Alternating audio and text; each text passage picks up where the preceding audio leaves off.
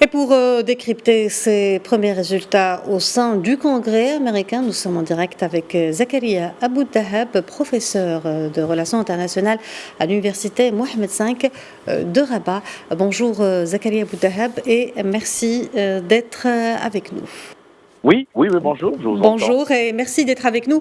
Quelle lecture faites-vous concernant ces résultats des mi-termes sur l'impact des équilibres politiques au sein du Sénat et de la Chambre des représentants? Alors, tout d'abord, évidemment, les résultats ne sont pas encore définitifs. Il y a toujours des rebondissements, donc il faut les suivre attentivement. Alors ça, d'une part. Par ailleurs, tout le monde relève un peu la polarisation du champ politique américain. Il faut dire que M. Biden, lorsqu'il a été investi, après les élections de novembre 2020, son élection n'était pas facile du tout. On s'en souvient, il y a eu d'abord le problème de l'assaut contre le Capitole, etc. Par ailleurs, son mandat a coïncidé exactement avec la décision américaine de se retirer de l'Afghanistan, ce qui a engendré un impact considérable. Et par ailleurs aussi, il faut dire que les conséquences de la Covid n'étaient pas encore, on va dire, estompées ou résolues. Et puis cette guerre cette guerre ou conflit armé en Ukraine avait plus ou moins écorné son pouvoir. Donc on peut dire aujourd'hui, les résultats n'étant pas définitifs, mais déjà au niveau de la Chambre des représentants, il y a une avancée significative des républicains. Par contre, au niveau du Sénat, donc la Chambre haute comme on dit, les jeux ne sont pas tous faits. Pratiquement, il y a une certaine égalité qui est remarquée dans les résultats préliminaires, mais je crois qu'il faut quand même attendre un peu avant de pouvoir donner une appréciation définitive sur ce scrutin.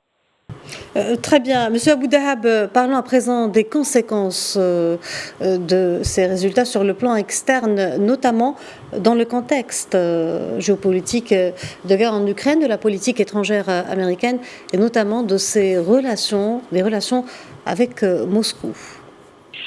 Les 2 prochaines années seront très difficiles pour M. Biden, il faut le dire. Vous savez, dans le système politique américain, qui découle pratiquement de la Constitution de 1787, il y a une répartition des pouvoirs, certes, mais le Congrès, de façon générale, avec les 2 chambres, c'est-à-dire la Chambre des représentants et la Chambre des sénateurs, contrôle l'action du gouvernement, par exemple, vote le budget, vote les lois, et le Sénat particulièrement joue un rôle très important en matière de contrôle de la politique étrangère.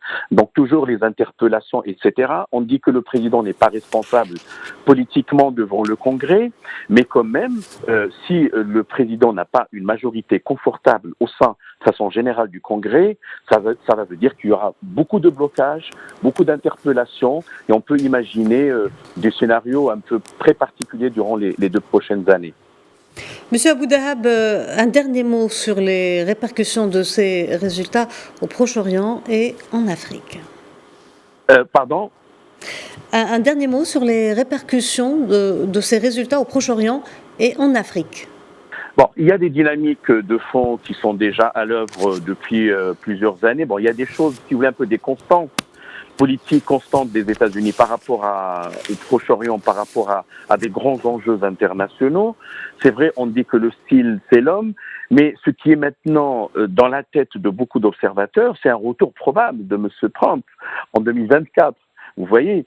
Donc, ce qu'on peut dire, c'est que nous sommes encore dans une zone de turbulence. Il y a encore les répercussions du conflit armé en Ukraine. Il y a des questions, la montée en flèche des prix de l'énergie. Il y a des questions également liées au changement climatique. D'ailleurs, je pense aujourd'hui M. Biden va se prononcer à Sharm el-Sheikh en ce qui concerne la COP 27. Mais véritablement, il y a quand même quelques nuages qui ne sont pas encore dissipés, si vous voulez. Et on n'a pas un peu une vision claire par rapport aux 2 prochaines années sur le plan de la politique étrangère. Je crois qu'il faut d'abord attendre la prononciation des résultats définitifs de ce scrutin, ce qu'on appelle les élections mid-terms, à mi-chemin, et par la suite, on verra comment M. Biden allait dérouler, si vous voulez, son programme électoral, parce qu'il faut revenir à 2 années antérieures pour voir comment il saura dépasser de potentiels blocages au niveau du Congrès américain contre sa politique, entre autres étrangère, y compris par rapport à l'Afrique. Zakaria Aboudahab, merci d'avoir répondu à nos questions. Je vous rappelle que vous êtes professeur de relations internationales à l'université Mohammed V de Rabat.